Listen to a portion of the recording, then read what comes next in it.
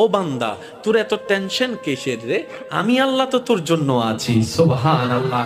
আমি আছি না তোর? আরে যার কেউ নাই তাই না টেনশন করে, যার টাকা নাই সে টাকা নিয়ে টেনশন করে, যার অভিভাবক নাই সে অভিভাবক নিয়ে টেনশন করে, যার মোবাইল নাই সে মোবাইল নিয়ে টেনশন করে। আরে আমি আল্লাহ তো আছি তোর, আমি আল্লাহ তো আছি যিনি ইন্নাল্লাহা আলা কুল্লি শাইইন কাদির। আমি আল্লাহ রহমান তো আছি, আমি রহিম তো আছি, আমি গফফার তো আছি, আমি সত্তার তো আছি। সুবহানাল্লাহ। আমি গফফার তো আছি, আমি রাজ্জাক তো আছি।